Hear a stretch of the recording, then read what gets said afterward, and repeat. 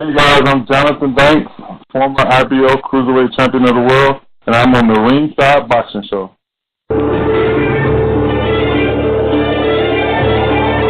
Live from Monterey on California's beautiful Central Coast, this is the Ringside Boxing Show. I'm Dennis Taylor, welcoming you to join me and my expert analysts, Travis Hartman, Rizwaan, Zahid, and John J. Raspanti, today and every week for the hottest, sweatiest show on the West Coast. And now, from Studio 1A, it's the Ringside Boxing Show. Hey, welcome to the Ringside Boxing Show on the Grueling Sports Network, where we were the #1 ranked boxing show last week. That's pretty cool. I'm Dennis Taylor, and we went all the way to London, England for today's featured guest. John H. Stracey was voted one of the 25 greatest fighters in the history of Great Britain, and he also fought in what is considered one of the 3 greatest fights in the history of his country. That one was against Dave Boy Green. He won the lineal welterweight championship from Hall of Famer Jose Napoles in 1975, a fight that sent Napoles into retirement. And John J. Raspanti and I are going to talk to this legendary fighter about his life and career during the second half of today's show. And there will be amazing stories, guaranteed. You're going to want to stick around for this one. Paul McLaughlin, our British correspondent, is with us again this week to catch us up on the news from the UK and specifically that big night Saturday in Manchester, England, all those fights over there. And we've got an interesting week in boxing to discuss with our expert analysts. Travis Hartman's a professional boxer, trainer, and promoter from Osborne, Missouri. He's now living and training in Orlando, Florida. And right now he's driving somewhere between Minnesota and Missouri, so not sure we're going to hear from him. But our other 2 guys are with us. Rizwaan Zahid's a boxing journalist from Toronto. John J. Raspanti, who I mentioned just a minute ago, is chief lead writer for MaxBoxing.com and DogHouseBoxing.com. And John and I are co-authors of Intimate Warfare, the true story of the Arturo Gatti and Mickey Ward boxing trilogy, which is an Amazon bestseller. Okay, guys, first up is the big fight in Manchester. And it was an interesting one. Massive underdog, Usyk-Bellew, was leading on 2 of the 3 scorecards against Alexander Usyk after 7 rounds. Then with about a minute left in round 8, Usyk essentially scored a one-punch knockout with a huge left hand to hang on to 4 cruiserweight title belts. John, your story about this fight is on MaxBoxing.com right now, and it was it surprising to you that this fight was squeaky close through about 7 rounds, first of all, and secondly, that Usyk was even capable of ending it with such violent manner? Did you know he had that kind of power? Yeah, it was surprising in both respects, but it was one of those fights, and I don't know if anybody else saw this that was watching it, but it was one of those fights, though, even though Usyk was losing technically, and I had it even through 6 rounds, and I think I had Bellew ahead 4 rounds, 3 going to the 8th. I never really got the feeling that Usyk was going to lose. It was just that he was coming on strong, and it was like he was figuring out Bellew. You know, he was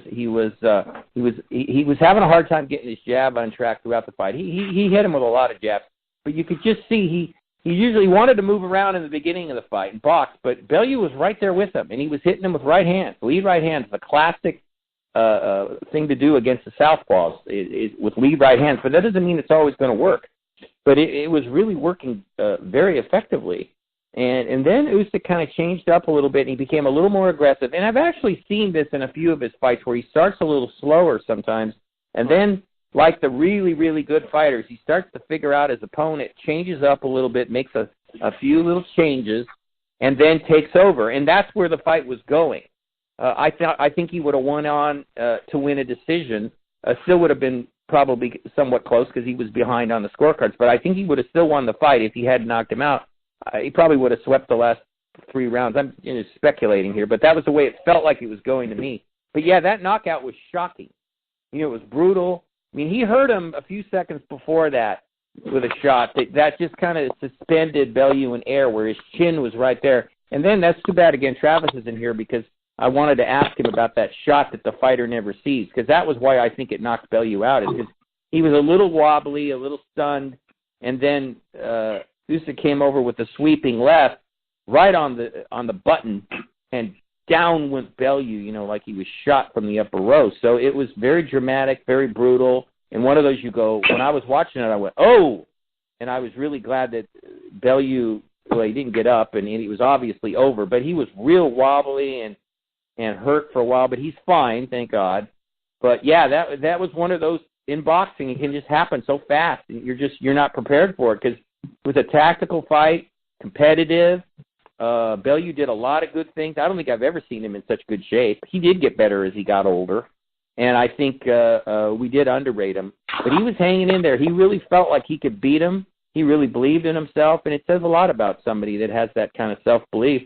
But as he said, he's a world fighter, a class fighter, but Usyk is an elite fighter. And the thing is I like that, too, that they were such gentlemen after, such good sports after. I mean, it was hilarious. Bellew must have kissed Usyk on the forehead about 20 times, and it was just kind of funny and touching in a way. And then, as I said before, Eddie Hearn's concern, I thought, was very sincere. So it was a very intriguing fight, a very definitive ending, and Usyk moves on. But he's got a lot to prove in the heavyweight division because he's faster, but he seems to have a good chin. I know you're going to ask us about that when he moves into the heavyweight division, so I'll leave that alone.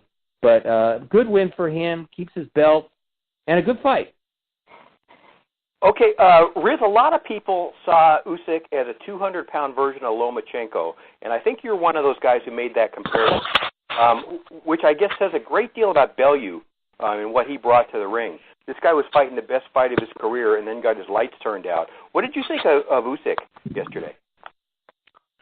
I think Usyk, he knows how to adapt to his opponent. I think in Gassiev he was just so strictly disciplined. I think against Bellew he knew he had, he knew he could withstand the power from Bellew and he could make it a little more entertaining and that he'd be able to get a knockout. And I think he kind of approached it like that. I think he was, I don't think he was at his A-plus game by any means, but you see that the way Bellew was having a pretty good night, and he said Usyk was the best fighter I ever fought, like by far.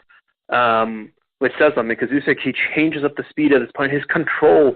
I think that's the similarity with him and Lomachenko, the way they change up the speed of their punches and the tempo, and it's hard to just pinpoint actually what's coming because it's not just 0 or 100. They have so many degrees of the power of the punch that they're throwing that when he does throw, he stunned Bellew with that first left hand, and then he knew he had him, and then you saw when he actually put his power into the shot, the damaging effects of it. Because up until then, Bellew wasn't wobbled at all, right? And then all of a sudden he's wobbled, and Usyk sees, okay, he doesn't just see like, oh, okay, I can hurt him here. He has, okay, this is my finishing punch. And just right there, Bellew goes from perfectly, well, I wouldn't say perfectly fine, but, a guy was maybe a little tired to just being kind of pretty much knocked out cold. So the degrees of his ability to fight and how he can essentially be a chameleon, it's not just, when we think of, how does Wilder fight, there's one way and that's it. Usyk fights to his opponent, and he fights to his opponent's strengths and weakness. Like he knows everything is very calculated. Everything's meticulous. It's not, there's not one strategy that'll be there. So, good for Bellew. Bellew's definitely a guy who had a career resurgence. But I mean, the way I looked at it, he finished the same way the way Adonis Stevenson finished him. It was the same idea. It was the same left hand that wobbled him and a similar left hand that kind of finished it. And Bellew, he's went up to heavyweight. He's one of those guys that I think he pretty much thought his career's over and he was satisfied with it. And then all of a sudden, when he thinks he's over, he's stringing some of the best wins of his career and having some of the biggest fights of his career. So I think he ended it. I think he ended it perfectly. How often do you get a chance to fight, an undisputed champion? And he earned that shot, and I think he gave a pretty good account of himself. So it'll be interesting to see if Usyk's going up to heavyweight right away and who he ends up fighting. Dillian White's already making some noise. So it would be. I don't know. I think Usyk comfortably beats every heavyweight. Wilder and Joshua are obviously different animals, but I would like to see him against. It seems like White and Chisora fighting next. I would like to see Usyk fight the winner of that for sure. I think it'll give a good account of where he is because he's got to get that heavyweight body first. He does cut a good amount to make weight. He's 200 pounds. We can see when he walks in the ring, he's probably heavier than that. So it'll be interesting to see what his actual weigh-in is as a heavyweight.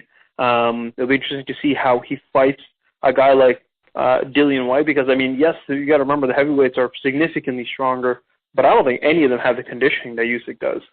I don't think any of them, after 4 or 5 rounds, can keep up the same punch output, because he throws tons of punches. So it'll be interesting. I mean, Bellew last night was way more conditioned than he was as a heavyweight, so he's throwing more shots too. I don't know if any of those heavyweights are going to do that. So if Usyk's constantly making the miss, does that make it so much easier for Usyk to land shots and finish them? So I'm very, very intrigued to see Usyk as a heavyweight. And like I said, everything he does is meticulous and calculated. There's no way he hasn't been thinking about this for a while. And I don't think there's, I think we're going to be starting to discuss Fighter of the Year. It has to be Usyk. I can't think of anyone else. You winning the Super 6. And again, 3 or 4 fights now, all on the road, right? Beating a fighter in Latvia and Brit, then going to Russia of all places, to beat Gassiev, and now he goes to England to beat Bellew. I mean, I know that doesn't actually count, but to me that does. I think it's a lot easier to fight when you're always fighting your backyard, and that's the one criticism you all have for Andre Ward. But, I mean, for Usyk, he's never fought at home. He's always fighting on the road, and he's always winning. I mean, he's been a champion every level, and nothing is really causes him for concern. And he's just a very likable guy at the same time. I think I think it's still early to tell, but we might be looking at the next heavyweight champ. Yeah, I mentioned this just before we went live today, but Bellew to me was never a guy who made a lot of big black headlines. But his body of work really is formidable when you look at his record. He got stopped on the way up by Adonis Stevenson, and then he split with Nathan Cleverly, knocked out Edson Miranda, B.J. Flores, drew and decisioned Isaac Chilemba, stopped David Haye twice. I got to say, this guy's probably underappreciated. John, do you think this was one of those times when a fighter actually boosted his legacy in defeat? Oh, absolutely. I agree with Riz. I think he probably figured he was done, but then he found a second win as far as his career goes, and he had won 10 fights in a row when he fought Usyk, and so he was feeling very good about himself, and he did extraordinarily well. And it's right. I think all of us underestimated him because he was never, when Adonis Stevenson knocked him out, I thought, well, he's pretty good, but Adonis Stevenson is just so much better. And he just improved in all ways. And Eddie Hearn made an interesting comment yesterday. He said he was very pleased that people got to see the real Tony Bellew. And I think he was trying to imply that when he was really in shape, he's got talent. I mean, we knew that because of the way he beat. The first win over Haye was a little, I don't want to say suspect, but a little, not as definitive as you would want it because David Haye tore his Achilles heel. But the second time, he just blew him out. It's like nothing. Wasn't even close. Wasn't even competitive. So I think it was, he was better than we thought, and he got better, a little better as he got older. But the fact that we all underestimated a little bit, he showed us where he could compete. And he did. He did a great. He was very much a fan favorite, and for everybody, because he was a great interview. He's refreshingly honest, and he's got a career as a commentator. So I hope that all these on the DAZN they were saying, they don't think that'll be his last fight. And I'm thinking, look, if this is your last fight, this is the traditional way, or not traditional, because they do come back. This is the classic way to go out as a fighter. You go out on your shield. You had one of your best fights of your career. Everybody admits that. You were ahead of one of the best fighters in the world, and you got knocked out. Hey, that's boxing. You went out like a champion. He's a former champ. I just hope that's it, because he can commentate now. He is really good as a commentator. Not as good as Paulie Malignaggi, but he brings that insight that only a fighter, and he can articulate it and make it make sense. He spots things when I've listened to him earlier than other people do, because he's been in there, like I said. So this is perfect for him. It might not have been the Cinderella story that he wanted, but in a way it is, because his life he's set financially. There's no reason for him to come back. He said he actually hoped that I'm paraphrasing, that he lost badly so that it would convince him never to come back. Well, he didn't lose badly. So the only way he would come back probably say, look, I was winning and I got caught cold. Not cold, I just got caught. And that was, you hear fighters say that all the time. But don't mess it up now, Tony, if you're listening. Don't do that. You know, this is a perfect way to go out. You had a phenomenal career. You're 35 years old. He just got married. He said his wife would divorce him if he comes back anyway. So just go out in a classy way like this. Yeah, it's a loss, but, hey, a loss against one of the best fighters in the world, there's nothing to be ashamed about that. So I hope we don't see him anymore. But, yeah, Dennis, he really, his legacy went up with these last performances the last few years. Riz, your comment about Usyk and his stamina advantage in the heavyweight division is intriguing because, you know, you look at a young Ali, and that's one of the things he had going for him. You know, nobody could keep up with him in the ring. He was just too fast. Does this guy remind you at all of a young Ali? Is this how he's going to win the heavyweight division if he does? I mean, I think it's a little too early to definitely say that, but I think we can say that he is something that we haven't seen in definitely a while. I mean, I don't remember. I mean, Vladimir Klitschko had a very high boxing IQ, and that's where the parallels are with him and Usyk and Ali in there as well. But Vladimir, for the most part, still kind of was only. I think. I mean, I wouldn't say he's only able to win one way, but he was just so good at winning one way that he didn't need to change things. Usyk, I think, is just absolutely masterful. But I just want to see, I mean, size-wise, how he's going to be. I mean, if he comes in 230 on fight night, then I think, then he's definitely a very capable heavyweight. But if he's coming at 205 or 210, that's not going to work unless you have a, Deontay Wilder kind of body. So I think you definitely have to think that he has IQ the way Muhammad Ali did, and he was. I think the difference is now. Back then, guys were lighter. Guys are bigger now, but I don't think guys are necessarily more in shape. I think the last few years we've definitely seen a heavyweight resurgence, but I definitely don't think guys like Dillian White or Jarrell Miller or any of these guys are coming in the shape that Usyk is. Usyk comes in absolute phenomenal shape, but he's definitely going to have to get used to the size. And I think, maybe not the same way, but almost the way Lomachenko, when he moved up in weight, Lomachenko had issues dealing with Linares' size. It's just a slight difference maybe, but all of a sudden, he's circling around punches and his punches are not having as much of an effect, so he has to work that much harder.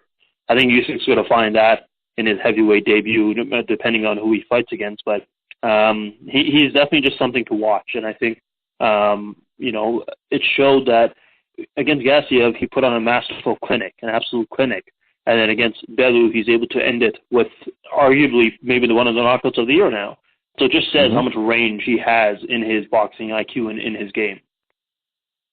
John, Dillian White said today, he said, I'd maul him for 12 rounds. You believe that? No. Actually, I think just off the top of my head, not researching it very much, thinking about when I've seen Dillian White, he can be outboxed. And Usyk can do that. He can outbox you, and he can adapt. I don't know if Dillian White can do that. He's okay. He's pretty good, Dillian White. I've never been all that impressed with him. He wobbled Joshua. Yes, we know that, but he also got knocked out. He's got the bravado. He's got the ego. He's got all that stuff. And I'm sure I'm almost 100% sure. Actually, I am 100% sure that he'll beat Chisora in the rematch. But he's just talking like he always does. But a fight with Dillian White and Usyk would really be a challenge for both of them because White would have to deal with the speed of Usyk. I'm sure he's never faced anybody that technically is so sound. And then, as Riz said, these guys are strong, these heavyweights, obviously, and that's why the heavyweights are known for one fight can turn the fight. And Usyk did that yesterday. He didn't turn it, but he ended it. So it'll be a different game. But he knows that. He's a smart guy, Usyk. He is calculating. He knows what he's doing. I would say he'd probably come in at about 219, 220. He won't be giving up too much. I mean, that'd be probably 30 pounds, which is a lot. But he'll have the advantage in hand speed. He'll have the advantage in foot speed. Be careful of the right hand. I actually think he could take Dillian White. I think he could outbox him as long as he doesn't get caught. But the other thing is that's so cool, Dennis, is that with him moving up into the heavyweight division, and we already love the heavyweight division now because it's finally interesting, it brings another wrinkle to the heavyweight. can this guy do this? That we love that. So, yeah, against Deontay Wilder and Joshua, yeah, they're the top guys, no doubt about that. But all the other guys, oh, hell, he beats those guys because he's so versatile. And what you guys hit on was perfect. I was thinking about that yesterday. He never looks tired. He is in phenomenal shape, and he was busier yesterday, too. He was doing almost all the work. He was stalking Tony Bellew, and he was throwing punches and bunches. And he was just breathing normally when the fight ended. So he is just in fantastic shape. So anybody that fights him, and I'm including Joshua and Wilder here, they're going to have a hard time with him because he's not only that talented, he's also that determined. He's got a goal, a dream that he wants to achieve before he gets out of there. So he'll be tough for any heavyweight to deal with in the future.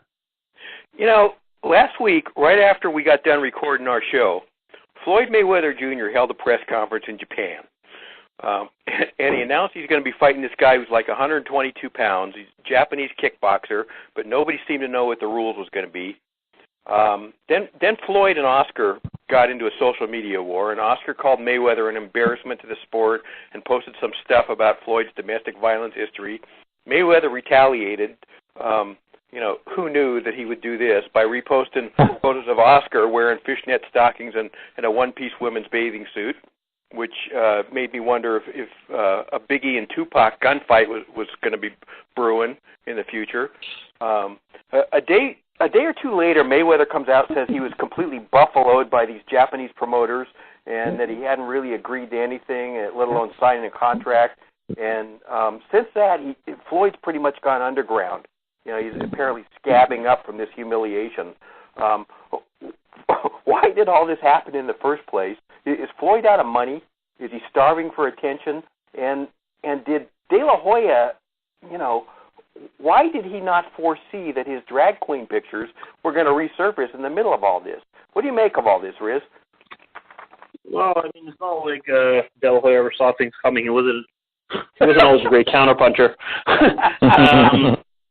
I don't know. This whole thing is just it's ludicrous. And like I said, I am so done with that entire generation of fighters. Mayweather, Pacquiao, De La Hoya. They did so much harm for the sport, I think. And I think now what you're seeing is, even though we're still frustrated with some delays in like a Spence and Thurman and some other fights, and maybe Joshua Wilder, there's still nothing near what we saw at that generation. And I think even though with when you trace everything back in Canelo Golovkin, I think all the problems go back to De La Hoya in that scenario too. So, yeah, I'm absolutely done with that entire generation, and I think boxing's kind of moving on past them too. So I don't know what Mayweather's game is here. I don't know what he's trying to accomplish. I don't know if he needs money. I don't know if he's just trying to get money, because if he's offered that amount, why not? But I don't understand. Does it reek of desperation that he's flying halfway across the world when he doesn't know what the rules are? If it's not desperation, it's definitely stupidity. But yeah, I think I'm done with every single one of these sideshows. It shouldn't take months to put together a fight. I don't want to hear the name Mayweather in a fight again. Even Pacquiao, I don't want to hear Pacquiao Broner. I want to hear, if it's Pacquiao Spence or something, fine. But there's too many fights to be made that are not being made, and instead we're getting fights that shouldn't be made. And that goes back, I think, to the Mayweathers, Pacquiaos, and De La Hoya, and that entire generation. I think they've hurt boxing so much long term that I think we're still finally getting other shadows. But it seems like they're jealous that they're still not there, so they still feel the need to put their names in one way or the other. But I think fans are starting to catch up too, and I think they're all kind of done with all the sideshows too. Man, that's something that happens in boxing, is jealousy. Once you're gone, once that spotlight goes out, it's a whole different world for you, and all of a sudden you're lonely. And John, you're welcome to comment on that sideshow if you want. I'm going to ask you about something else here too, though. Looks like Mikey and Errol Spence are going to fight. They're real close to a fight on March 16th. Roy Jones went up a couple of weight divisions to take a heavyweight belt from John Ruiz, but that was so different. John Ruiz was not a pound-for-pounder. He was just bigger. And I'm really confused why Team Garcia, meaning Mikey's big brother and his dad aren't putting their foot down on this idea. Does it surprise you at all that they're let me make one comment about what Riz was saying. I'll get to that. Oscar, for me, I liked Oscar as a fighter. He was willing to fight just about everybody. I just think that what it is with him, he just doesn't think things through. Obviously, I've been somewhat kidding lately about him, but I'm also serious. I don't think he's that smart. I think he doesn't think about things because, what else is Mayweather going to do? I don't think either of those guys are that way. And the biggest diva of the three of them is Mayweather. I think he can't stand it when he's not in the press. So he figures out ways to monkey it up a little bit, to mess it up, where things are more for him instead of the main fight. So he does that. He messes things up. He's like a stirrer-upper, and he likes the attention. I think I read that Robert Garcia did try to talk, he didn't say tried to talk Mikey out of that, but he didn't seem like he was very interested in Mikey moving up to fight Errol Spence. But I think they know, because remember when Mikey had the problem with Arum, and he was very stubborn about it. In some ways he was like Andre Ward. He wanted out, and he was willing to sit it out, sit out his contract, whatever, to get this fixed. He would not fight. He would not go along with what Bob Arum said. He said, fine, I won't fight. So I think it's Mikey, really, that's driving this. I think his dad, his brother might be saying something, and his dad might be saying something, but he's like, nope, I want this fight. What are they going to do? If they can't, they might have tried to change his mind a little bit, but he's his own man. He's always been his own man, Mikey.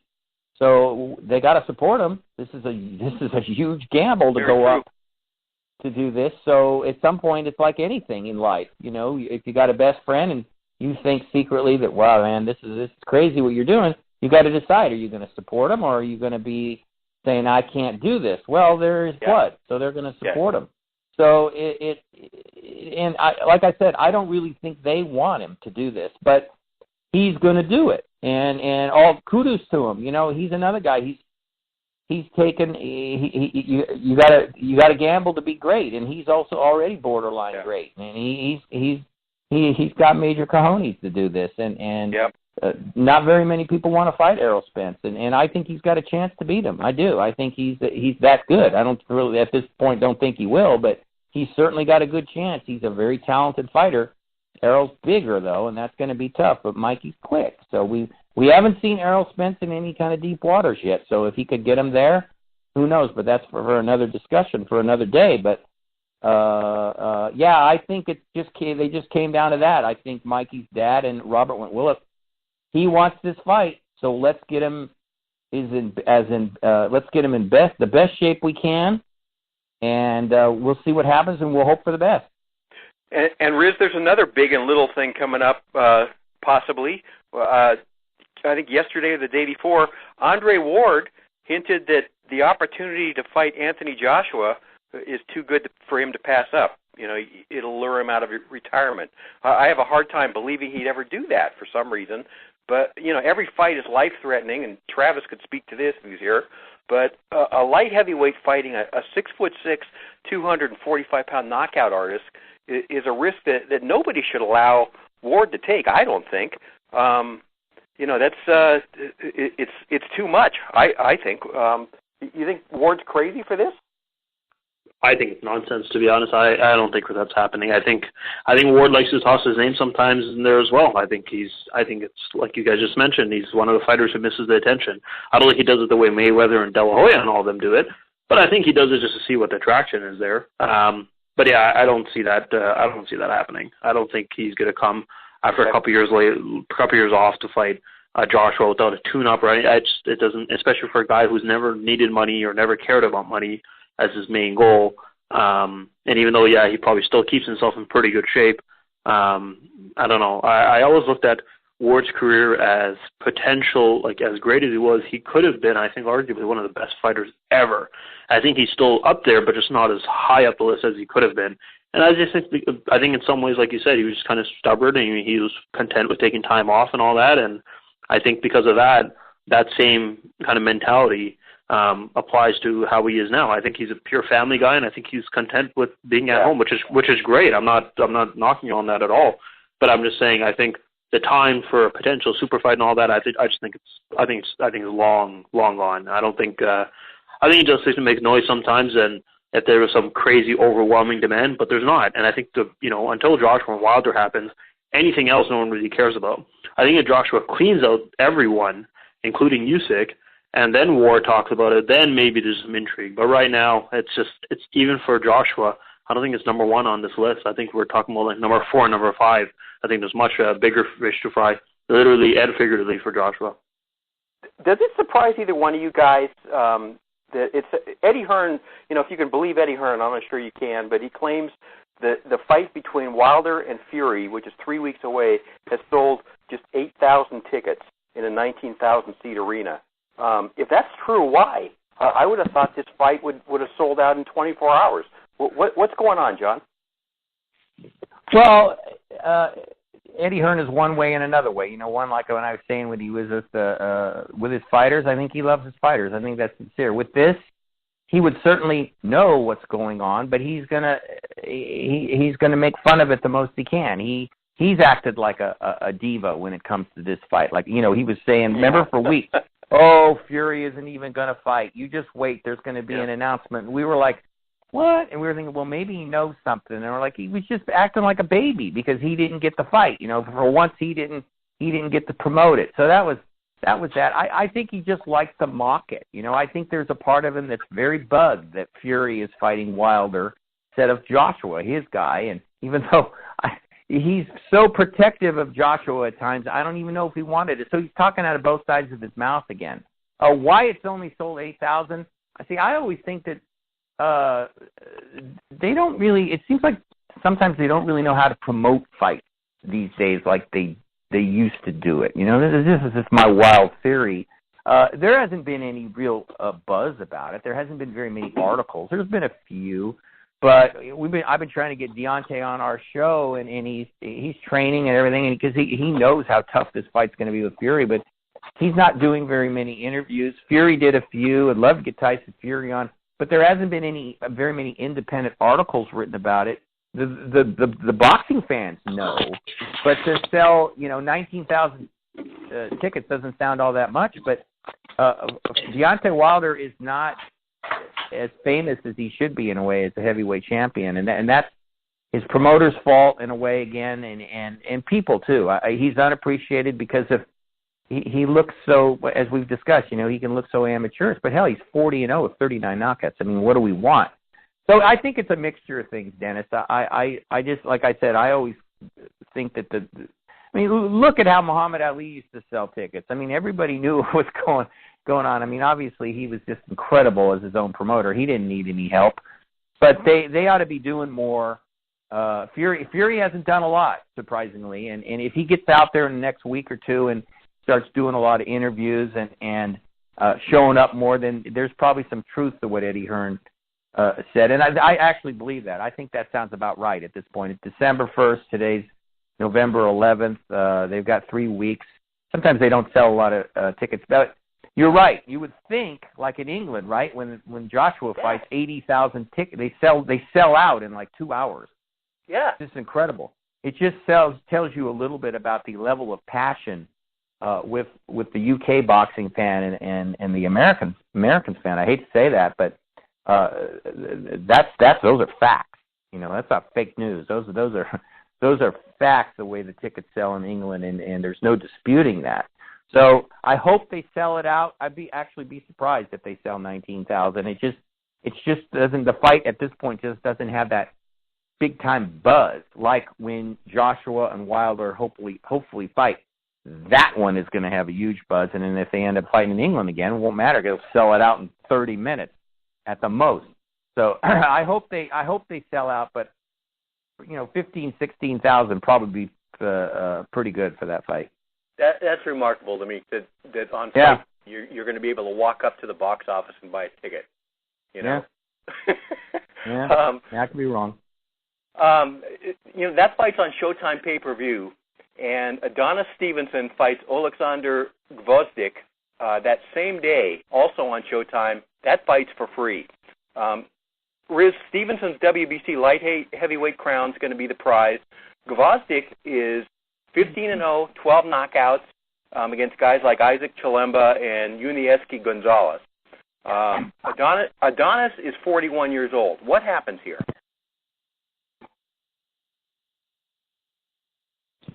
It's hard to say.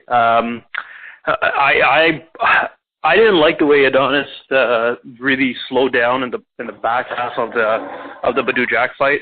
I said for a while I think Gvozdyk can be very, very good. I don't know if he's catching Adonis Stevenson at the right time or he is very good, but I think regardless, I think Gvozdyk wins this one. Adonis has slowed down. His activity has never been that high. Even though he turned pro late, I don't think he's a 41-year-old. He's more like I'd say like a 36-year-old. But Gvozdyk's also just a real natural Olympic talent. And because of that, I don't know how well Adonis necessarily does in this fight. So I think Gvozdyk has a real good chance to close the show, and it wouldn't surprise me if you saw him on the road. I know it's just a big fight in Quebec, but it has a real good chance. John, by the way, Robert the Ghost Guerrero is coming back on the Wilder Fury card.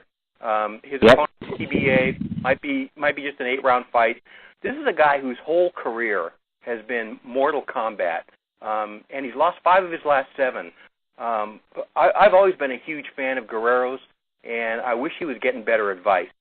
He shouldn't be fighting anymore, and I guess he figures it beats working for a living. Is that what's happening with him? Yeah, it's the same thing. I remember Sugar Ray Leonard was talking about it. He said you just never can get the same thrill that you get as the boxing because you're the top of the heap. You're the top guy, and then to go back and try to live a normal life is really tough, and to get it out of your system. I thought after that Figueroa fight, and he got knocked down like 5 or 6 times, got blown out. I mean, it wasn't even close. I mean, he got blown out of the water. That's a great, again, that if that isn't telling you something. But he used the same reasoning that a lot of fighters use. Oh, I needed to give my body a break. I feel refreshed. I feel great. And I just groaned. I thought, I don't know. For some reason, I thought when he announced his retirement that he would stay retired. I thought with his kids and everything and the trials and tribulations that he's gone through that would be it. But I wasn't shocked when I saw it. I just groaned when I saw it because it's so typical of boxers. And yeah, it's the greatest thing you do in your life, and I'm like a broken record, but I always say this because I don't think people think about this. And even though I'm always against it, I totally understand it. You have to retire when you're so young when you're a fighter, and think about, and I always say, think about if you love your job and you're 34, 35 years old and they're telling you you're done. You can't do that job anymore. You have to go to some crappy job that you don't even like. And Robert Guerrero was doing some commentating with Sean Porter and him working, and he was fine. He wasn't great, but he was fine. So that seemed like a side career. But again, boxing is his passion. He loves it. And I would imagine that for a lot of these guys, it's almost relevant to amputation. I mean, they just don't, they lose their identity in a way. And you hope they can stay around it in a way, maybe as a trainer or something, just to keep that, stay around it, so that they don't feel the urge to come back as a fighter. But I think what happens too, Dennis, is they do feel a little bit, obviously feel better after not doing anything for a while, and you go, man, I still got it here. And then you got people saying, yeah, you still got it. You still got it, as you're talking about the advice, instead of someone saying, Robert, remember what happened in your last fight? And then someone will say, oh, his leg was hurting, or his hand was hurting, or his arm was hurting, and Robert probably, I'm obviously just speculating, Robert will go, oh, yeah, that's right. Yeah, I wasn't 100% for that fight, and so that's why I got beat. And that's where it's just so frustrating, because you just don't like to see these guys, this happen. Now, I'm hoping that there's nothing we can do. He's going to fight again on December 1st. They put him in with a soft touch, I would imagine. It's an 8-rounder. Yeah. But he's going to get another shot at somebody important, because he's got a name. Yeah. And that's when we're all going to be biting our fingernails, worried about his health, because I did read that he had a battery test. That's good and all that, but I just don't like to see this. The guy that drives me the craziest, Dennis, is David Price, who's one of the nicest guys in the world, and he's been knocked out 5 times, and he keeps coming back, and he's coming back again for getting hurt in his last fight, and the dream won't die for him, and in a way, it's fascinating, but it's also a train wreck in a way, because he's just going to get knocked out again when he moves up, and the body can only take so much, and I don't like to see it, but the Ghost was always a classy fighter. He fought everybody. Yeah, some of the best fights we've ever seen, right? I mean, especially the last few years. He was in some brutal wars, and here he goes again, and that's it. I mean, you nailed it. I've been rambling for forever here, but you just can't find anything to replace that thrill of boxing. Does he fall short of the Hall of Fame? He probably does, doesn't he? He's a Mickey Ward. Well, he's a world title. He's a champion. Yep. So Mickey Ward was never a champion. True. But I think he could make the Hall of Fame. I don't know particularly when, but since the bar is lowered now, I think it's possible. It's like Ricky Hatton when we were talking about him. He could still get in, even though I don't really think he's Hall of Fame material. Guerrero is probably like Ricky Hatton in the same, but they're also world champions, and that obviously is impressive. And I think I remember, he's a 2-division champ, so yeah, he could probably make it, but should he be in there? The criteria of the Hall of Fame, as we discussed, the bar's been lowered a little bit for obvious reasons, and for reasons we've discussed. But it's a toughie. But he's there. He's close. But then if you let him in, then there are other guys that are close too. And you see, it should be more definitive in a sense to me. Only the really, really great in any of the Hall of Fame: baseball, basketball, football, boxing. But it's different now. So he could make it. Rizwaan, Zahid, and John J. Raspanti are our expert analysts. These guys tell you the truth every week on the Ringside Boxing Show. Travis couldn't make it this week. He's driving. In just a few minutes, John and I are going to interview one of the greatest fighters in British history, John H. Stracey, the linear welterweight champ who fought Indian Red Lopez, Jose Napoles, ended Jose Napoles' career, Hedgemon Lewis, Carlos Palomino, Dave Boy Green, had a 51-fight career, 10 years. And John, this was one of the best interviews we've ever done. We recorded it a few days ago, and this one's a keeper, isn't it? Yes, it was a great interview, and John H. he's funny. He tells stories that you and I have never heard, Dennis. I mean, when he's talking about when he fought Napoles, and he's refreshing, and he's just got a great attitude, and he's one of these guys that you're listening, and he's good enough, he's articulate, and you could just imagine it, even if you weren't around to watch it like we were, because we're old, as we like to kid around here, but he's so entertaining with the stories that, I really hope every boxing fan listens to this one, because it is. Since I've been partnering up with you for a few years, I think it's the best interview we've ever done, and you said it's one of the best, or maybe the best in the 10 years you've been doing the show, so that just makes me feel great. Yep. And speaking of England, we're going to take a really quick break and then return with our British correspondent, Paul McLaughlin, who has some inside stuff for us once again from the UK. He's going to talk a lot about that Saturday show in Manchester, so do not touch that dial. We'll be back in just a minute or two. You're listening to the Ringside Boxing Show, the hottest, sweatiest show on West Coast Radio. What are you doing? Hi, I'm Dennis Taylor, host of the Ringside Boxing Show, where since 2008 we have been continuously sponsored by Garcia Boxing, the first family of the sweet science on California's beautiful Central Coast. Trainers Max and Sam Garcia and ring strategist Dean Hamilton are regarded among the most knowledgeable in the game. And Kathy Garcia, who manages all Garcia boxing fighters, is renowned for her integrity and career guidance, having taken 2 boxers to #1 world rankings. Together they comprise one of the most respected teams in the sport. Learn more by calling 831-261-3214 or send them an email at garciaboxing25@aol.com. Hi there, it's Paul McLaughlin with your weekly roundup of everything going on in the UK boxing scene at the moment. Well, what a night in Manchester. Tony Bellew was knocked out by Alexander Usyk in their battle for the undisputed world cruiserweight title. Bellew was ahead on 2 of the 3 scorecards against the pound-for-pound Supremo, but Usyk won the fight with a brutal left hand in the 8th round that sent his challenger flying backwards. Bellew flew into the ropes, and before he got up, referee Terry O'Connor called a dramatic halt to the fight. Now, Bellew was understandably very emotional after the fight and heaped praise on his Ukrainian opponent. I tried my best. I gave it everything I've got.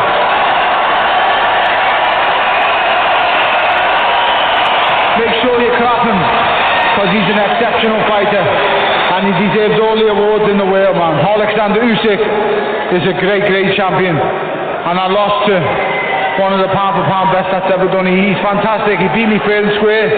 I have no excuses. He's an amazing fighter. Alexander, he is a great champion, the greatest man I've ever shared the ring with. Well, now it looks like Bellew will finally retire. And is the heavyweight division the next move for Usyk? Will he be back in the UK to fight Anthony Joshua at some point? We shall see. Elsewhere on the undercard, Anthony Crolla rallied to a decision win over Dowd Jordan in a final eliminator for the WBA lightweight world title.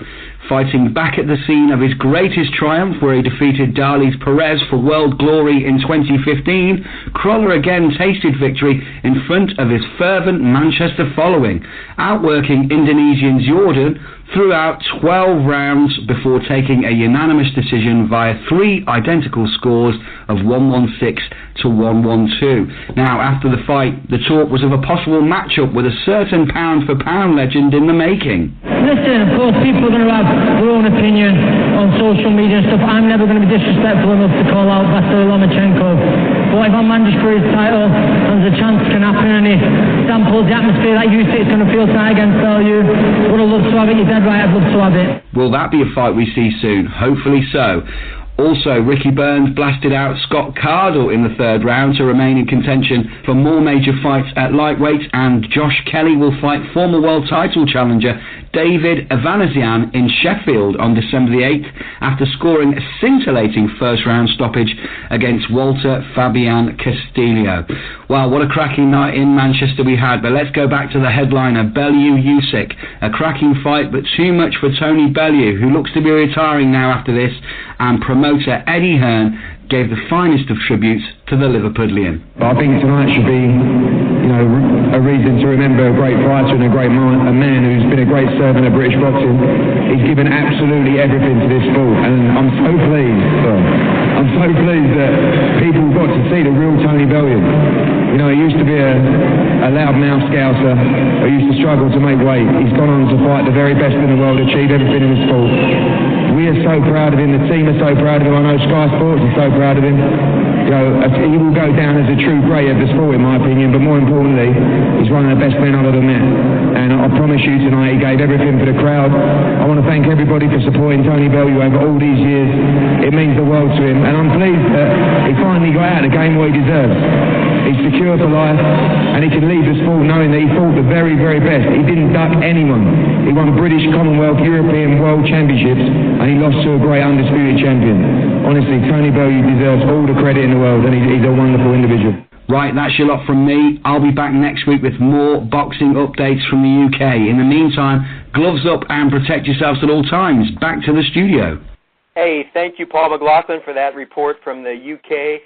One of your true legends in England, John Stracey, is on deck to talk to us next about his very colorful life and career. This guy's got stories galore. That's coming up in about 1 minute. First, I want to remind you about the #1 website in the world for daily boxing news. If you have not yet discovered RingsideBoxingShow.com, you're really missing out on something. This is a place to go if you're a hardcore boxing fan. If you're a fan of the sweet science, this should be your first stop every day. Might be the only boxing website you need to visit all day long. Check it out and be amazed. RingsideBoxingShow.com. John Stracey is coming up. We're going to take another quick break, but it won't take long, and we will be right back with one of the great fighters in British boxing history.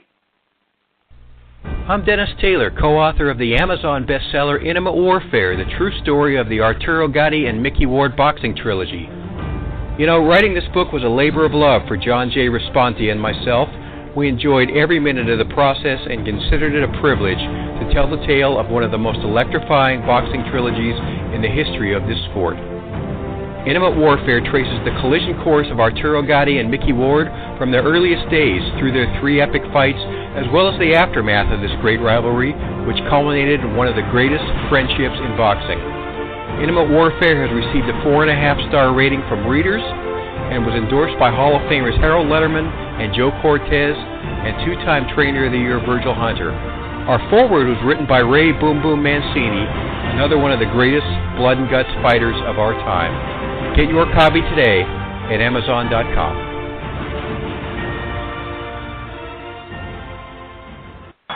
Oh boy, is this great! John H. Stracey from Bethnal Green comes to the ring in Mexico City, knowing that all the odds are stacked against him. The fight held at nearly 7,500 feet above sea level. That must affect stamina. It's on Napoles' own territory, and all 3 officials in this fight will be Mexican. So John's got it all to do, and everything's against him, including this great champion whom Stracey applauds as he comes to the ring, 35-year-old Jose Napoles, who has on and off held the World Welterweight Championship since 1969, one of the all-time great champions, a man of whom it's been said in his time is as great as Sugar Ray Robinson was in his time. They fight for the welterweight championship of the world, 10 stone 7. Welcome back to the Ringside Boxing Show on the Grueling Truth Sports Network. I'm Dennis Taylor with John J. Raspanti, and today's featured guest is one of the true legends of British boxing and the former WBC welterweight champion of the world. The voice you just heard, of course, was that of Harry Carpenter, the late, great British blow-by-blow commentator who died back in 2010. John H. Stracey ended the illustrious career of the great Hall of Famer Jose Napoles in a 1975 world title fight that had been, and he then had a successful title defense against Hedgemon Lewis before losing his crown to Carlos Palomino just 6 months after winning it. 3 world title defenses in 6 months were a bit too much. Stracey also fought Dave Boy Green, Ernie Indian Red Lopez, and really a who's who of European opponents in a 51-fight career that spanned from 1969 to 1978. He also represented England in the 1968 Summer Olympics in Mexico City, and we are thrilled to tell you that the legendary John Stracey joins us right now, all the way from the United States. John, welcome to the Ringside Boxing Show. Thank you very much. It's a real pleasure to be on your show. A real pleasure. So you beat one of the greatest welterweights of all time, Montequilla, Jose Napoles, to win the welterweight crown in December of '75. That fight took place in a bull ring. Yes, it was. It's the biggest bull ring in the whole world, you know.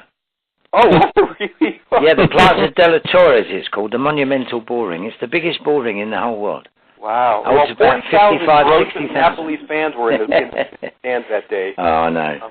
Tell us that story. You got to Mexico City 3 weeks early, right? To adjust to the 3.5 weeks early. Well, the reason being, you know, I boxed there in the Olympic Games as a 18-year-old.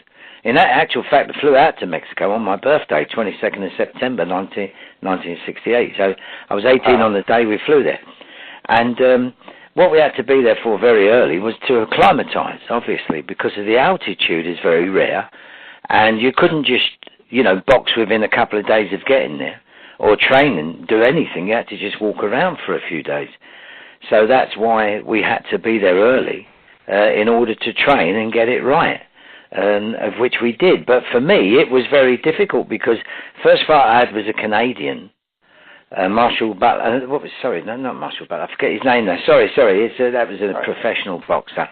And then because Ronnie Harris came later, the American, as you know, from Ohio, and I fought him secondly, and it was a quarter final. And I tell you what, he was a southpaw, as you know, and very awkward. You know, I was 18 years old. I think it was 2021, and being a southpaw, 6'1" or whatever.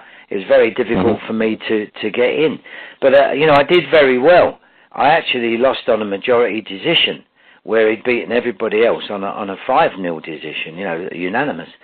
So for me, as a young, up-and-coming young kid, it was like tremendous to get that result, And Ronnie Harris was the Olympic champion that year, right?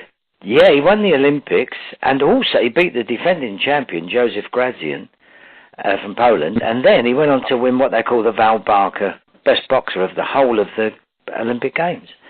So I boxed, at that time, the greatest fighter in the world as amateur. And I lost on a majority. So it's not bad, is it, for an 18-year-old kid? Not at all. So John, when you got to Mexico to fight Napoles, what kind of reception did you get from Mexican fans? Not too good, actually, because they're very, insular. They don't, in them days, I must say, that not many Mexicans ventured away. So it was rather like, probably don't take this for literally, but like Russia, when they all kept in the same place, they don't go outside. Well, Mexico was very similar to that. They sort of cheer their boys on. They don't cheer anybody else on. Yep. And it was very difficult to break that, thing. So when I got there, of course, a lot of them was a bit anti. And when I was walking along, this guy came up to me to shake my hand, and he squeezed my hand and nearly broke my hand. And I think it was done on purpose, Mm-hmm. So my manager said to me, just keep your hands in your pocket, anyone comes up next. And that's what I did. But no, they were obviously Napoles fans, as they would be. But I think what was nice, when the fight came along, that when I got into the ring, he took 10 minutes before he got in the ring. I think it was like a frightening gesture, But of course, after you train, you're not bothered about that. And I was then saying, I was going gesturing to the crowd, where is he? Doesn't he want to fight me? And because they was all laughing, and I got them on my side a little bit there. So, but no, they were all very, very big Napoles fans, and obviously they wanted their man to win. Napoles was listed as, he was one of these ageless kind of fighters, and he was listed as 35 then, and most people suspected he was older than that. He was 81 at 6. Yeah, I don't think anyone knows how old he was. Yeah, that's what happens with South American fighters, Yeah. When people outside of he came from Cuba, as you probably know. Yep. And he moved when he was a young lad because they banned professional sport, and he had to go to Mexico, and he went there. And so, that's what it was like in them days. So it was very tough for him at the time, Well, when you fought him, he had won 17 of his last 18 fights, and the loss came to Carlos Monzon. Yes, I saw that fight, actually. I was there. Oh, really? Wow. Yeah, I saw that in Paris. And I saw him get beat. I mean, he was never going to beat Monzon. He was far too big. But I was sitting there talking with Hedgemon Lewis. And, of course, he was my first defence. And it was funny because I wasn't champion then. This was 1974. And the guy took a picture of us, a guy called Reg Gutteridge, who was a guy in England. He was a radio man. And I said to him, what do you take a picture for? He said, because I think if you do well against Napoles in a couple of a year or so, he said, you might fight him at one stage. And that's exactly what happened. It's incredible, really.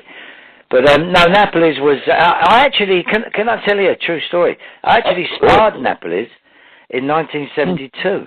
Wow. He came over to Wembley to box a guy called Ralph Charles, who was my stablemate at the time. He was British and European champion. I was, 3 years as a professional, and I used to spar Ralph all the time. And so my manager said, let's go and spar Napoles and see how good he is, so you can come back and tell, we can talk about with Ralph.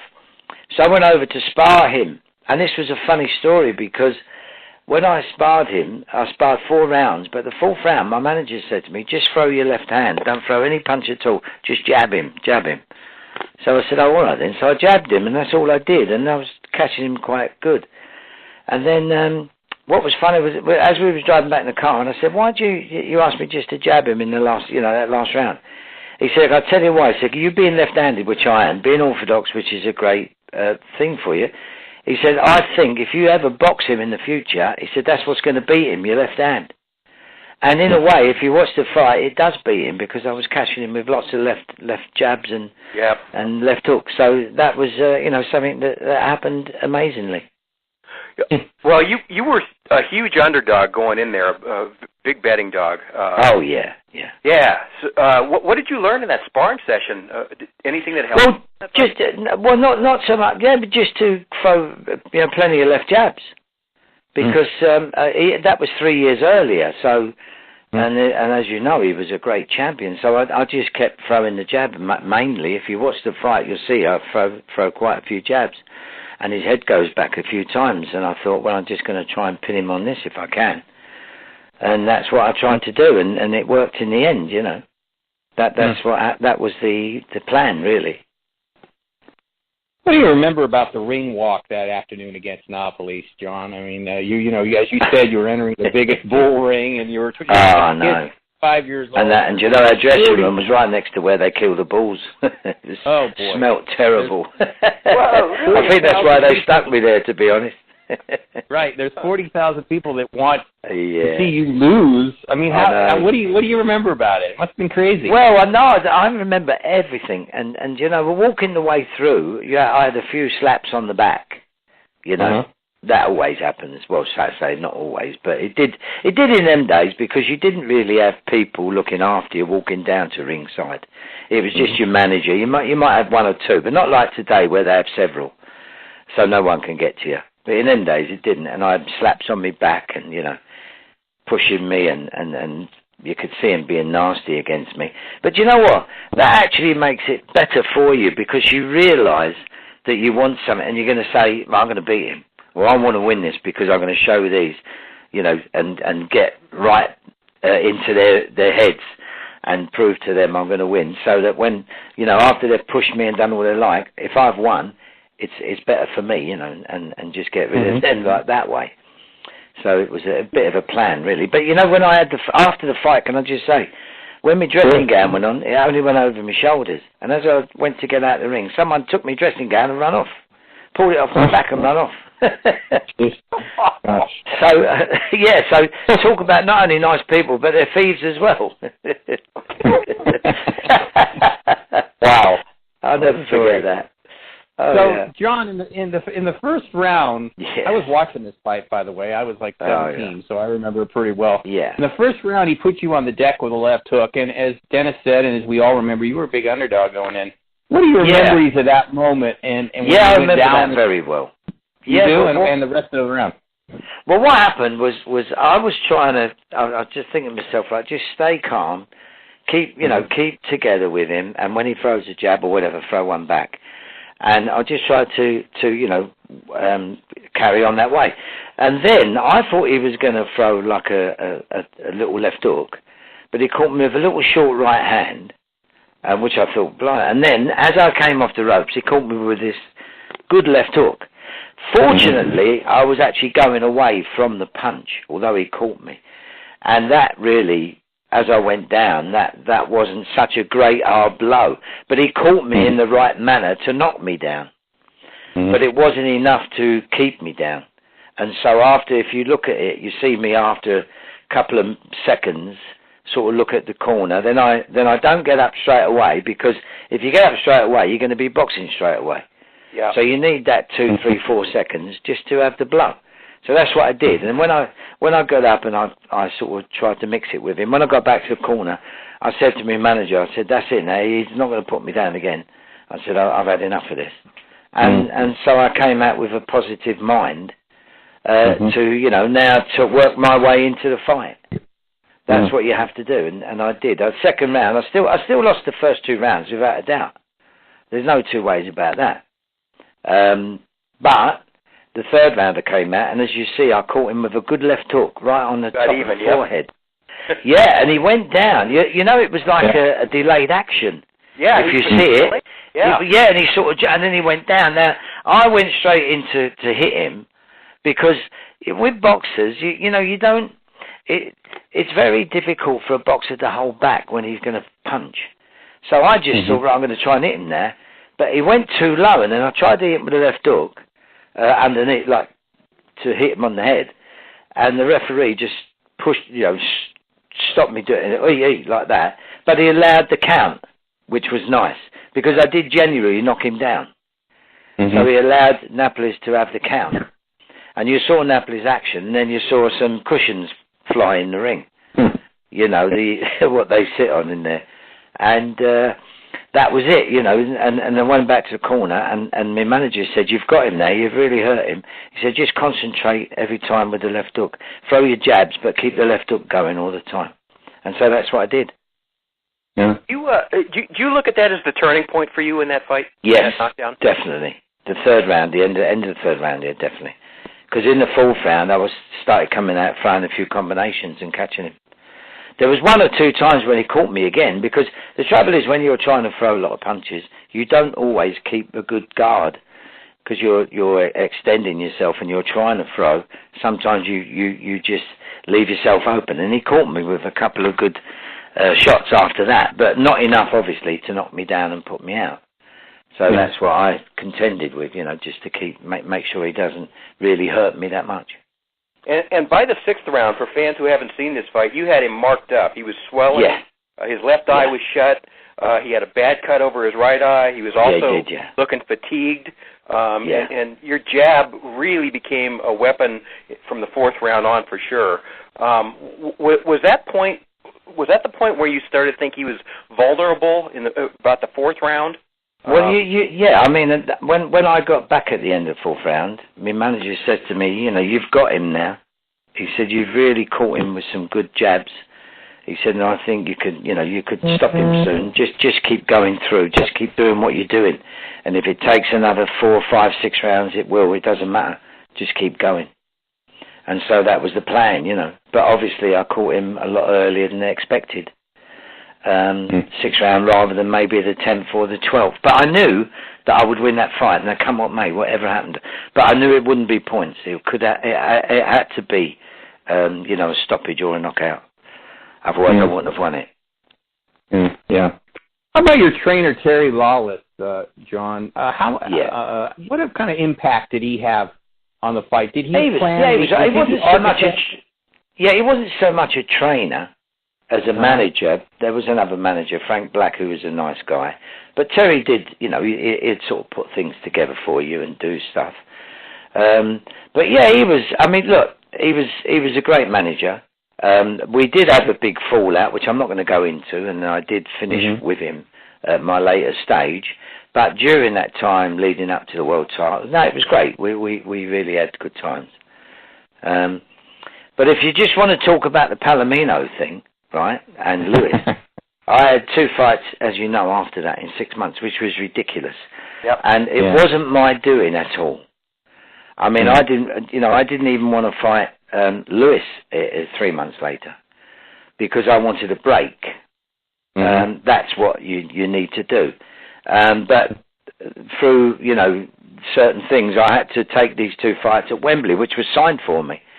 And I never even signed anything myself. So it was Mickey Duff and Harry Levine. It was like a bit of a backhanded thing. But anyway, I took it because the other thing I took it for was obviously the fans. The fans want to see you.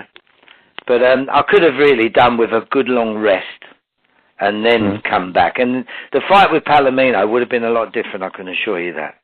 It would have been a lot different. I'm not saying I would have beat him, but I would have had more, my mind would have been more better had I have not rushed into fighting again so soon.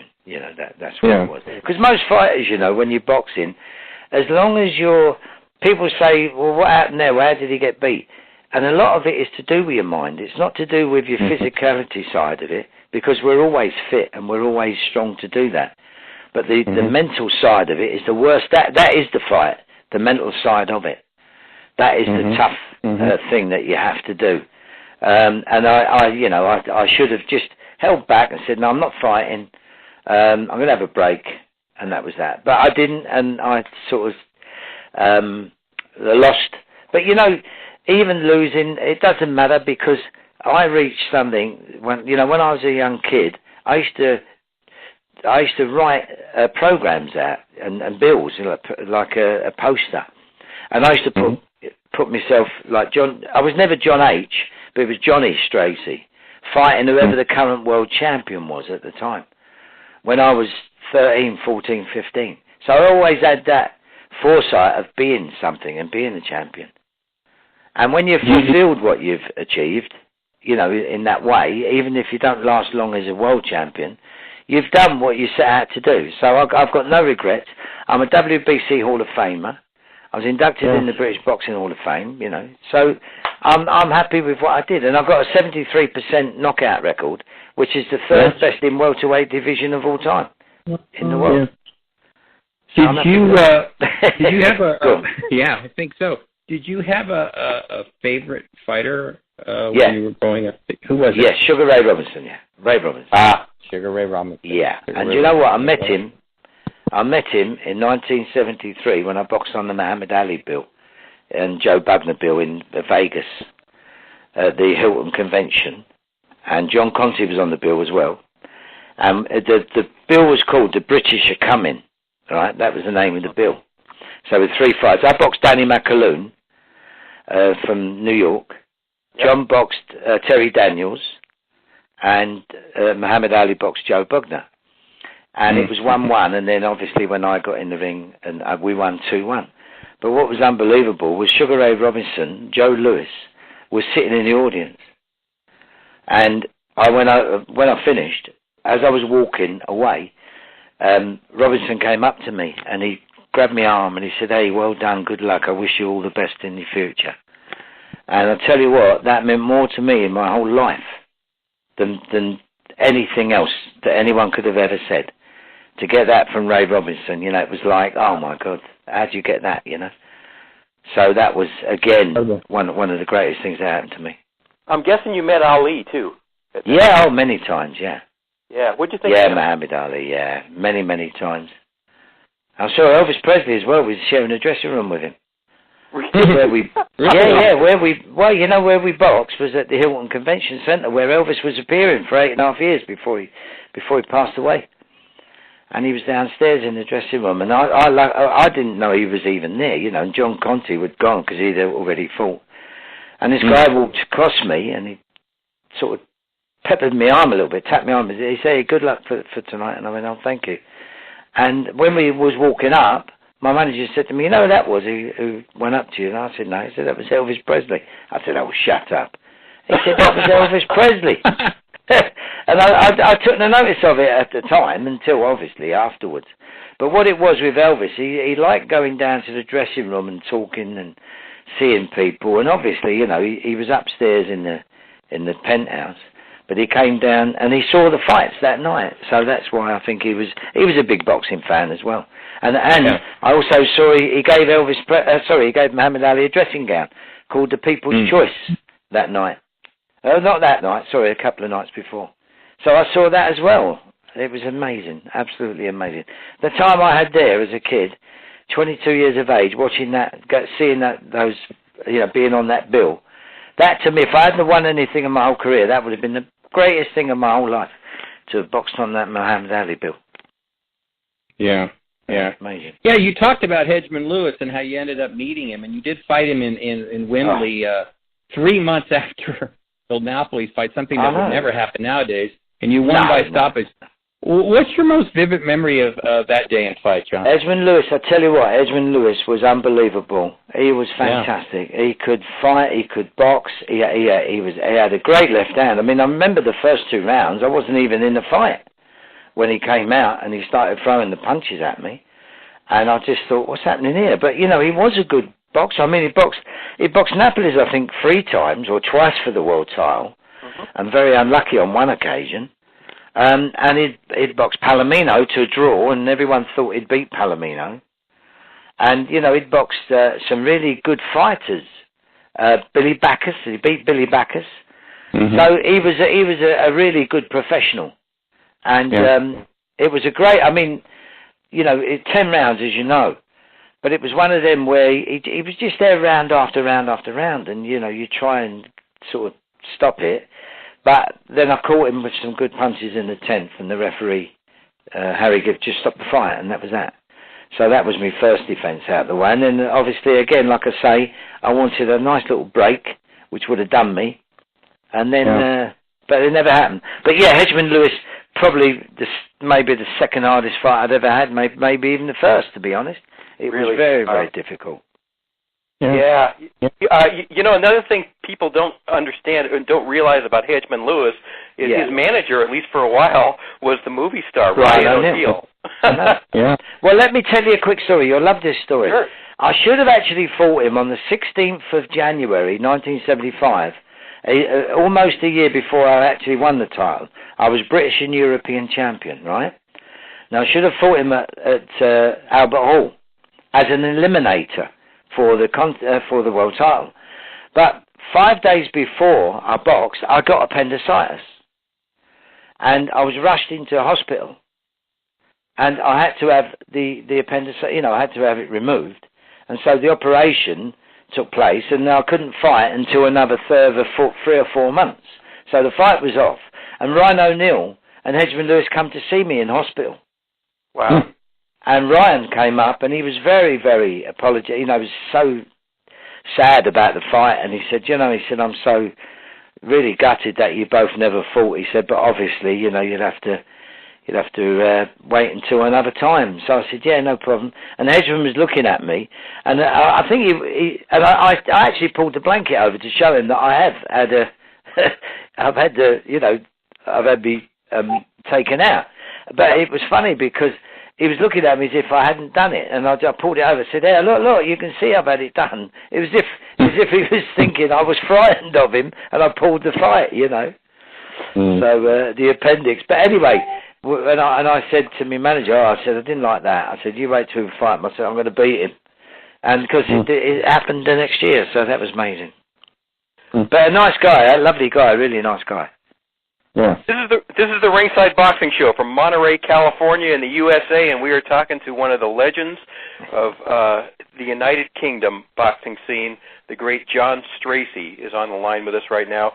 John, after the Palomino fight, you only fought 2 more times. You got TKO'd by undefeated Davey Boyd. Yeah, well, it was that was a bit of a joke, to be honest. It was one of them. I mean, if you see the fight, which you probably see on YouTube, he nuts me.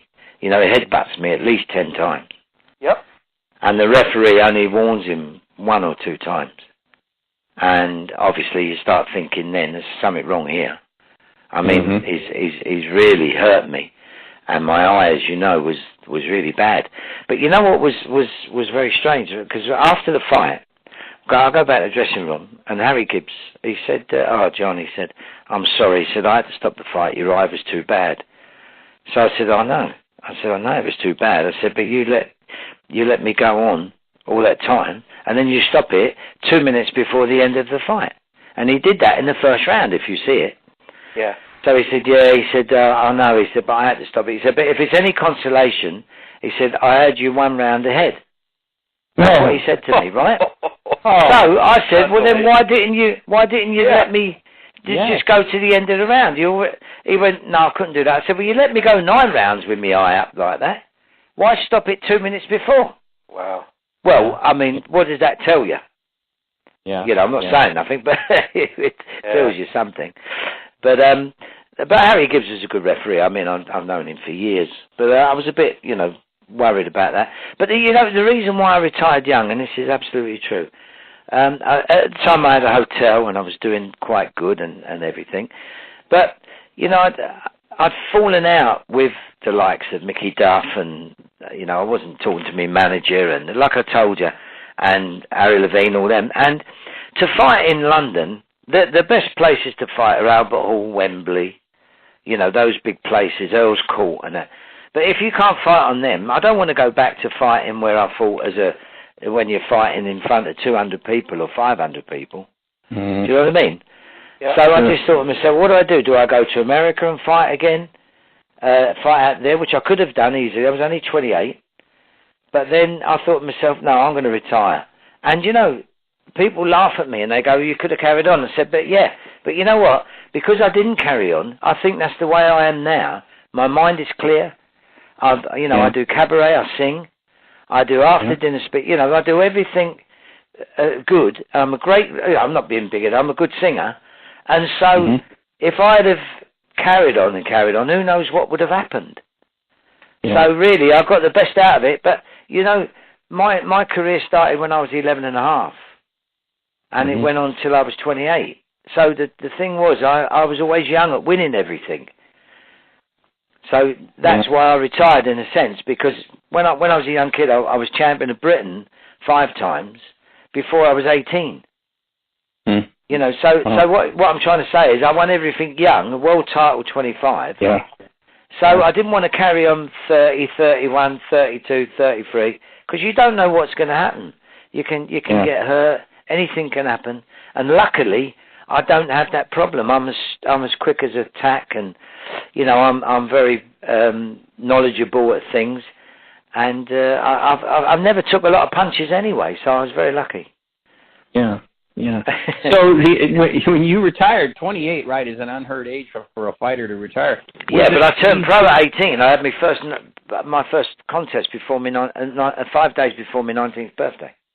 Yeah, yeah. So was it pretty easy for you? Was it pretty easy for you to adjust then, or were there any withdrawal pains from retiring? No, or no, I never ever regretted it. And you know why I never regretted it? Because sometimes you see what happens in boxing. You can see people carry on and carry on and carry on, like Muhammad Ali, if you like. They carry on, and they don't realise what they're doing to their bodies, because boxing is very, very dangerous. And, you know, I got out of it the right way, but there's some boxers I know who are, you know, are getting that syndrome where they're a little bit, they talk a little bit different to how I do. You know what I'm saying? And so it's very, very, you've just got to make a break and say, right, I'm positive, I've won everything I can win. I can't win nothing else. And so I'm going to, if I win the world title again, it's the second time, it doesn't matter, I've already won it once. I'm happy with that. And so that was my thing. But as I say, it's helped me tremendously because, you know, everything I do, I'm fine with what I do, so I don't have a problem. So you never had any feeling like a few years later, like, oh, maybe I had to come back or anything like that, or you were done? No, never. Do you know what I'd like to do? I'd like to train. I'd like to train and maybe get a stable. Probably a bit too old now, but it would have been nice to do something like that, put something back in, you know. But I never did, but you know, I perhaps should have done that, kept in that way. But I've got no regrets, none at all. You know, when you get out of the fight game on a good way, and your mind's intact, and you're not been hurt, that's a good way of saying, right, let's have it, you know, finish. And a lot of people can't do that, unfortunately. They keep going in and going in and going in, and I've been lucky that I don't have to do that. Hey, you know, I want to back up to 2 other things, because your fight with Davey Boy Green was voted, I think it was voted the 3rd greatest fight in British history. It has, it was voted, but it was. I mean, that's fantastic. And secondly, if anybody thinks John Stracey is bragging a little bit about his singing ability, go to YouTube and look it up, man. There's a video of John Stracey singing "Ain't That a Kick in the Head," the old D song, and you hit every friggin' note, my friend. Oh, I know. I do Unchained Melody as well. Really? Wow, really? Yeah, and I can sing Nessun Dorma, because I've got a tenor voice. Yeah. As well. It's really good. Very impressive. Listen, I've been very fortunate. You know, when I started boxing, the reason I started boxing was because where I come from in London, I was always fighting, always getting in trouble with kids and, you know, going to school and fighting. And so my dad said to me, I'm going to take you to a boxing club to calm you down, you know, because you keep fighting all the time.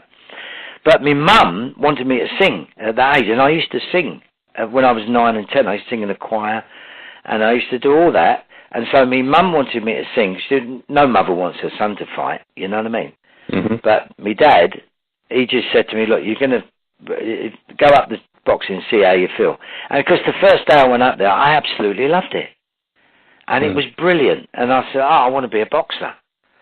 And my mum was a bit choked because she wanted me to be a singer. But I've always kept it up. You know, I've always kept the singing up. And I've always done that other than boxing. So I've been fortunate that I can now go into singing, doing shows and you know, doing cabaret. So I'm lucky with that. You're good, man. You're really good. Yeah, good. Hey, you know, while we're jumping around a little bit here, but what kind of a moment was it for you to find out that you were going to go represent England in the Olympics? Oh, it was unbelievable. My trainer, I was playing football in our buildings where we lived. You know, we lived in like what they call tenement buildings, council buildings, where it's, you know, for the public, and they're not very nice areas to live. But I was playing football with the kids, and my trainer came up, Tony Burns from Repton, and he said to me, "Hey, I want to talk to you." I said, "What?" He said, "I want to tell you something." I said, "Well, I'm playing football. Let me see you in a minute." He said, "I've got something to tell you. It's really good." I said, "Let me finish the game." Anyway, when I finished the game, he says to me, he said, "I've got a phone call from the England, British, not England, Great Britain ABA." He said, "You're boxing. You're representing England. Oh, well, sorry, I could say England. You're representing Great Britain at the Olympic Games in Mexico as lightweight." And I went, "Oh, wow!" And then I just ran straight on the pitch again and played again. So, no, I mean, football come first on that. But yeah, it was amazing. I mean, going over to the Olympics and seeing what we saw, you know. And I'll tell you one quick story. This is absolutely true. A friend of mine, Mickey Carter, he was our bantamweight representative. We were training in the Olympic Village, and he came over to me. He said, "You've got to come and see this guy." I said, "What's that?" He said, "It'll make you laugh." So I said, "What do you mean, make you laugh?" He said, "You've got to come and see it." I said, "Where is it?" He said, "It's the field. It's where they do the field events." So we've walked over to the field events, the team, and we're standing there. I said, "What? What's this fella?" "Yeah, what?" "Well, John, you'll laugh." He said, "He's jumping over the bar backwards." So he said, "What do you mean?" And it was Dick Fosbury. Yeah, the Fosbury. Jumping over, diving over the back. He said, "Look, he's diving over the back." And we started laughing. Everyone was laughing. There wasn't one person who wasn't laughing. There must have been 200 people watching him. And everyone was pointing at him going, "Oh, look at that," you know. And look what he did for the sports. How did he revolutionise that?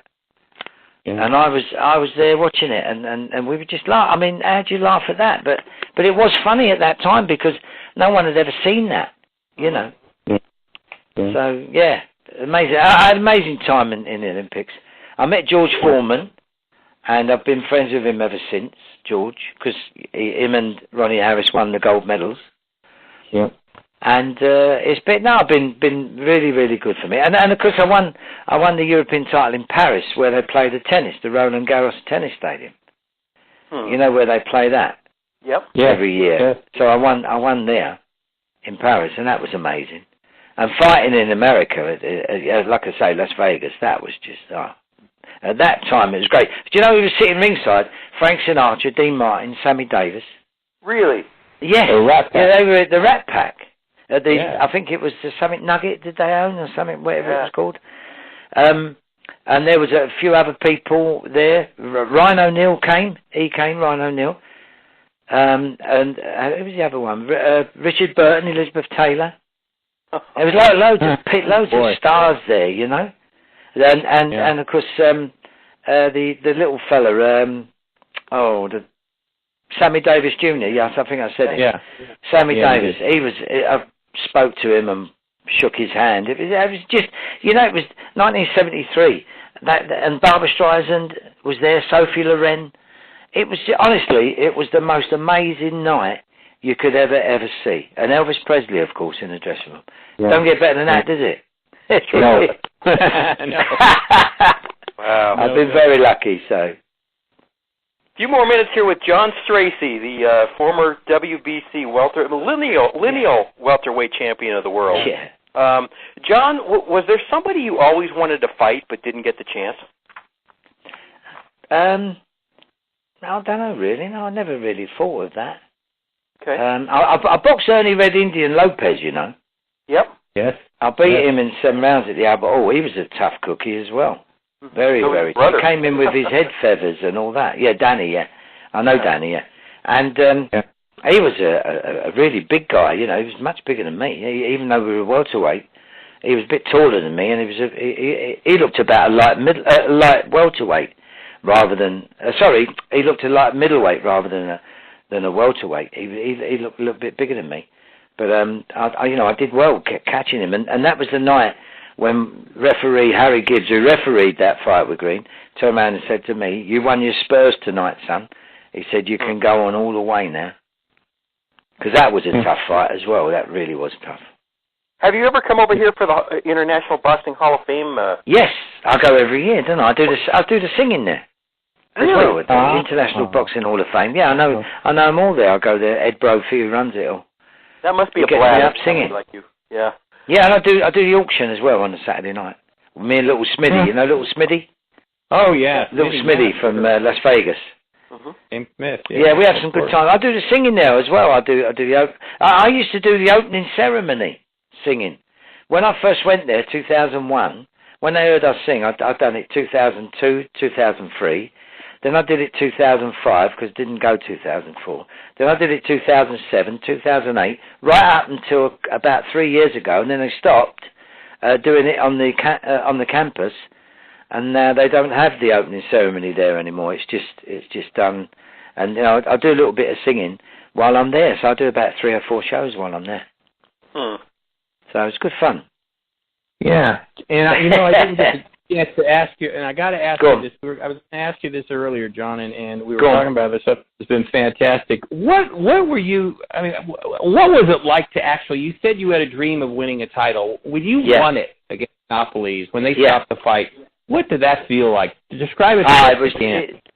Because I think most boxers or most sportsmen, whatever they do, you want to be, you want to win. If you're going for a world title, you don't want to lose it. You want to win it.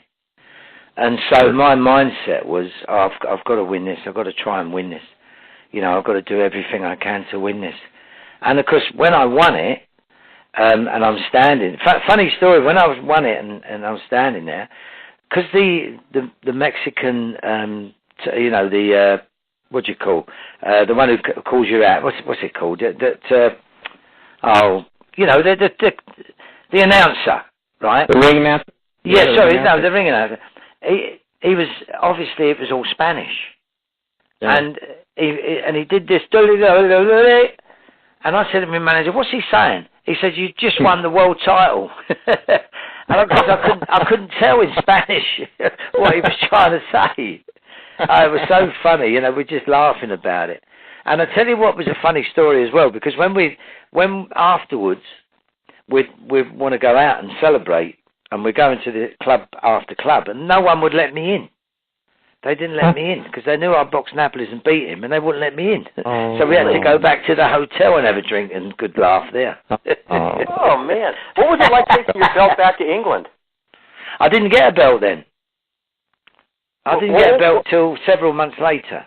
What was it like going back to England as a world champion, though? I'll tell you what, it was amazing because when I flew into the airport and then I got to where I used to live, everywhere in the London area, the East London area, Bethnal Green especially, all the stalls, all the people who had the stalls, and all the shops had "Well done, John H. Congratulations, John H." Because my boxing name used to be Johnny Stracey, but it's actually John H. Stracey, John Henry. That was my name. And everyone was putting "Congratulations, John H. Well done." And, it was amazing. It was thousands, literally. Must have been 20,000 people on the streets of London that day. Probably even more. It was great. Amazing. I'll just tell you about the John H. My real name is John Henry Stracey. Mm-hmm. But how I got John H. Stracey, but in Mexico they didn't put John H. But it is John H. Stracey. That's what I fought under. What it was, after a couple of years of boxing, my dad said to me, "Listen," he said, you've got to get some cards printed. So I said, "Why?" He said, "Because people coming up to me and asking me for, signed signature or whatever." He said, and I keep telling them, I said, "But if you had a card, I could give you cards out." So I said, "All right then." He said, "Well, I'll do it for you. I'll get you cards." Next thing, my dad's come home with this card, and it's got on it, John H. Stracey. I said, "What's that for?" He said, "Well, John H." Yeah. I said, "Well, why?" He said, "Well," he said, you had John L. Sullivan. I said, yeah. And in brackets, he had professional pugilist.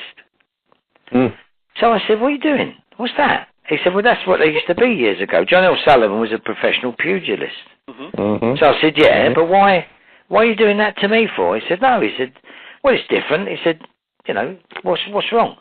So I said, all right then. So a week later, I saw Reg Gutteridge, who was a reporter in the paper. And he said to me, listen, you're fighting at the Albert Hall in a couple of weeks. I said, yeah.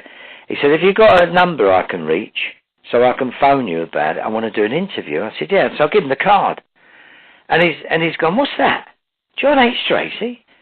Professional pugilist. I said, you know what my dad's like? I said, he's a bit eccentric. So he said, oh, and he started laughing. Anyway, 2 days later in the paper, my card was blown up at the back of the paper. It was blown up on the back page, quite big, and it had John H. Stracey, professional pugilist, and all that. So everywhere I'm walking around London, they're going to me, hello, John H. All right, John H. And I'm going, what are you saying that for? And then one of them said, Gentleman John H., because they called me Gentleman John H. And then that was it.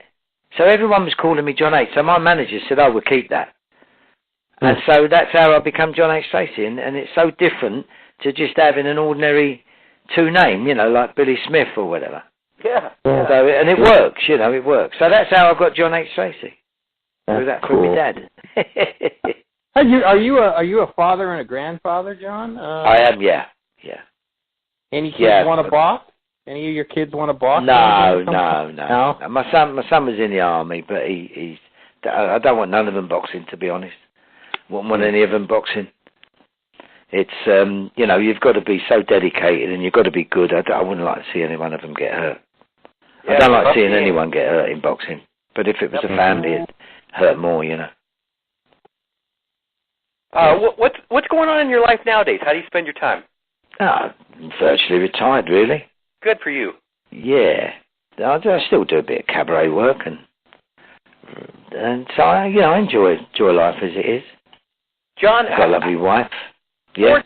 4 decades after your career, how much do you enjoy being recognized by boxing fans when you're? Oh yeah. I mean, I wouldn't lie. Yeah, I do. I get recognised a lot, but it's nice because it proves that you've done something. Yep. And everyone I meet, none of them are nasty. They're always nice. They always want to know what it was like you said, fighting for a world title, especially in Mexico because of everything against you. And then you talk to them about it, and they love it, you know, because it's something that they obviously have never done, and they just want to know what it was like. And I think if you've reached that far and you've pleased people in that manner, it's fantastic. You know, I've had a wonderful life in that sense, you know, a wonderful career. So it's great to talk to people and tell them different things. It really is. John H. Stracey was 45-5-1 with 37 knockouts. He was the WBC and lineal welterweight champion of the world. He's in the WBC Hall of Fame, and he's certainly one of the UK's all-time greats. John, it's been a real pleasure and a privilege Thank you very much. to catch up with you. By the way, I was voted 25th greatest British boxer of all time. So really? Wow. Yeah, I'm happy with that. What a career. What a career, John. Congratulations. Thank you very much. Hey, listen, it's a pleasure speaking to you. And next year I'll be there again at the Hall of Fame in Canastota. Fantastic. Yeah. Okay. All right. Well, post some more singing videos up for us on YouTube. All right then. And I'll send you a nice a CD that I've going to be doing recently. Well, in the next couple of weeks. That'd be great. And a Christmas song that I wrote myself. Wow. Sounds good. I'll send that to you. Thank you. The great John H. Stracey on the Ringside Boxing Show. Thank you, John. It's been a privilege. Thank you very much. It's been a privilege to talk to you all, and I wish everyone in America all the very best. All right. Take care, John. God bless. Okay. And that's going to do it for today's show. Hey, do you like this show? Do us a solid. Tell your boxing friends about us. Post Ringside Boxing Show on your social media sites. Help us grow. Also, if you haven't yet discovered the #1 boxing website in the world for daily boxing news, you've got something to add to your bucket list. We update ringsideboxingshow.com 365 days a year with the biggest headlines and the hottest stories every single day. If you're a hardcore fan of the sweet science, this should be your first stop every single morning, and it might be the only boxing site you need to visit all day. Check it out right now and be amazed. RingsideBoxingShow.com. Thanks, as always, to our expert analysts, Travis Hartman, Rizwaan Zahid, and my partner here, John J. Raspanti, our outstanding British correspondent, Paul McLaughlin, and, of course, another huge thanks to today's featured guest, the legendary John H. Stracey, WBC and linear welterweight champion of the world back in 1975. And, of course, we appreciate you, Ringside Nation, for being a part of our worldwide audience again today. Keep your chin tucked, and we will talk to you again next week on the Ringside Boxing Show. Well, it's a great day for me to whoop somebody's ass. It's a bad day, so you better get off of my back. You might get cold cocked if you cross my path. It's a great day